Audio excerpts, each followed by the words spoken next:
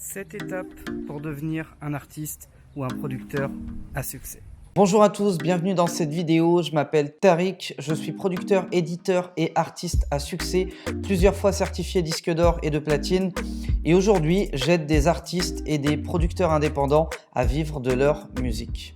Avant de rentrer dans le détail des 7 étapes qui doivent vous permettre de devenir un artiste ou un producteur à succès, je vous invite à cliquer sur le bouton s'abonner pour rejoindre plusieurs dizaines de milliers d'artistes et de producteurs indépendants qui aspirent à vivre de leur musique. La première étape, c'est une étape de base, mais enfin je vais quand même revenir dessus, c'est de produire du son de qualité et avec régularité. C'est-à-dire que si vous produisez 2 sons par an qui sont magnifiques, c'est bien parce que la qualité est là, mais la quantité n'est pas au rendez-vous. Si par contre vous produisez 50 morceaux par semaine, mais que les morceaux sont mauvais, pas aboutis, ne répondent pas à la demande de votre public, ou en tout cas ne matchent pas avec un public, eh bien c'est pas bon non plus. Donc la première étape, c'est d'être focus sur produire du son de qualité avec un volume suffisant et avec suffisamment de régularité. Mieux vaut sortir un son par mois, mais être régulier dans le temps, plutôt que de sortir 3 sons le premier mois, rien pendant 3 mois, puis 5 morceaux derrière, etc., etc. Donc la première étape, c'est vraiment celle-ci. Produire du son de qualité avec régularité. Ça demande de s'imposer une éthique de travail, ça demande d'aller chercher de l'inspiration quand vous en manquez, ça demande de s'entourer d'une équipe qui vous amène des idées régulièrement et donc d'aller au bout de chacune de vos sorties. L'étape numéro 2, c'est qu'une fois que vous avez vos morceaux, vous avez votre matériel, vous êtes prêt à envoyer du lourd, avant de commencer à faire quoi que ce soit,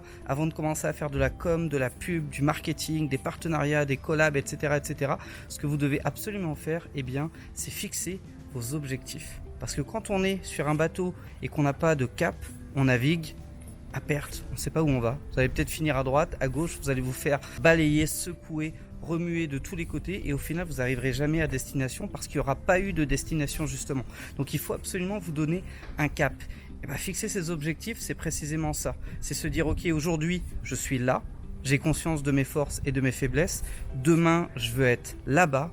Et pour être là-bas, il faut que je fasse ça, puis ça, puis ça, puis ça. Parce que fixer ces objectifs va naturellement vous amener à construire un plan d'action pour atteindre justement ces objectifs. Donc dans la formation de piste, je vous explique qu'il faut que vos objectifs soient SMART, c'est-à-dire qu'ils soient suffisamment précis, mesurables et dans une date de temps impartie bien définie pour être capable de rester focus constamment dessus. La troisième étape, ça va être de créer un système d'acquisition de fans. Parce que si vous n'êtes pas capable d'aller chercher un public, ça ne marchera pas. À une époque pas si lointaine que ça, si vous étiez capable de séduire les médias, c'était ok pour vous. Aujourd'hui, ça suffit. Aujourd'hui, juste avoir les médias, ça ne marche pas. Il faut absolument que vous soyez capable d'aller chercher le public en direct là où il est. Et pour ça, ça passe par une stratégie d'acquisition de fans.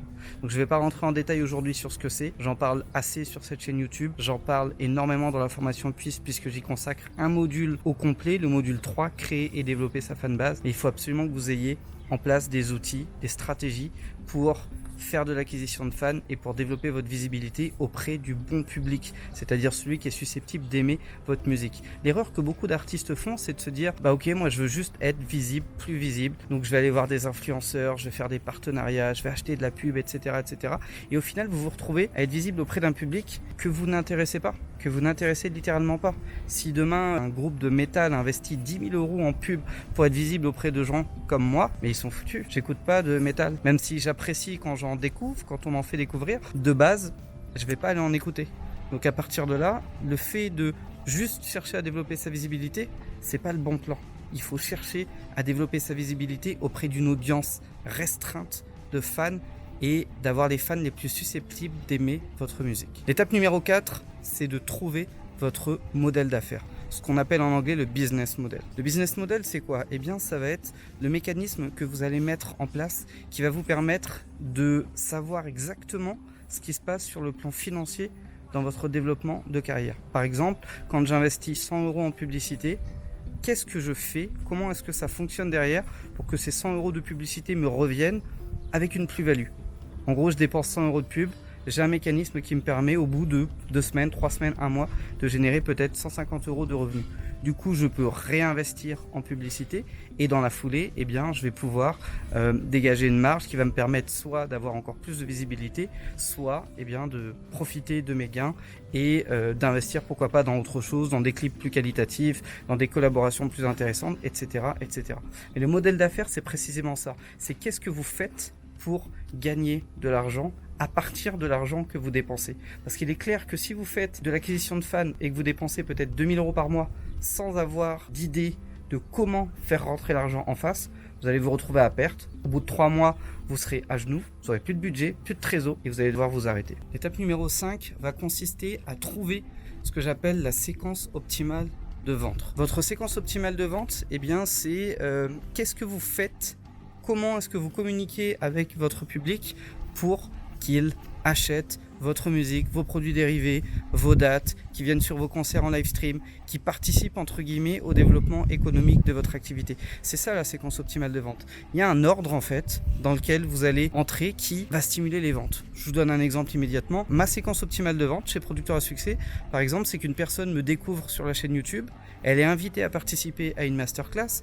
À l'issue de la masterclass, elle est invitée à voir un certain type de contenu bien spécifique. J'ai essayé avec d'autres contenus, la séquence n'était pas aussi fonctionnelle qu'avec ce contenu bien précis. J'interagis d'une certaine manière, à un certain rythme, un email tous les 2 jours par exemple. Quand j'essayais un email par jour, ça marchait moins. Quand j'essayais un email par semaine, ça marchait moins.